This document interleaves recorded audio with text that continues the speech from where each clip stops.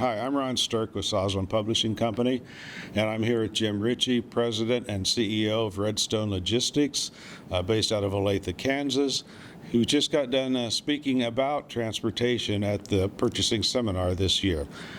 Jim, just want to ask you if you had like one key takeaway on the logistics side for our audience, which are, food manufacturers, if you will, and sellers. What would that be? Yep.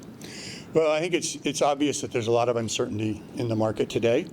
And I think the one key takeaway would be to use this time to plan for uncertainties, to make your supply chain more flexible, more adaptive, and able to respond to things that may get thrown at us in the future that we just can't imagine today. And planning is all about looking at different scenarios and being ready to react. Can you speak just briefly to the current situation as far as pricing and where freight costs are? Yeah.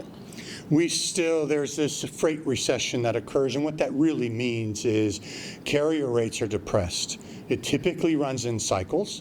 We're in a multi-year cycle, and for many, we've never seen a cycle this long where those carrier rates are depressed. If we start to see an uptick in demand, and I would watch demand every day, every week, if we're seeing an overall uptick in demand and volume for carrier activity, we will start to see prices rise.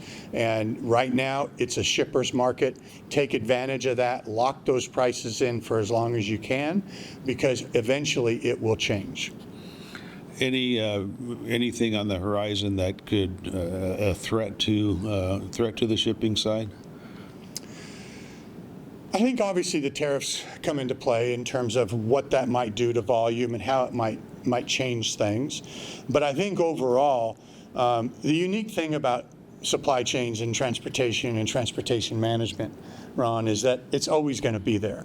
There's never going to be a time where you can snap your fingers and have something materialize in front of you. Somebody's going to have to pick it up, put it in a truck, and move it to get it there. And so from that standpoint, there's a tremendous opportunity to recognize this part of my business is always going to be part of my business. How do I optimize it and make it as efficient as I possibly can? Okay, great. Appreciate your contribution and helping us out. Thank you. Thank you.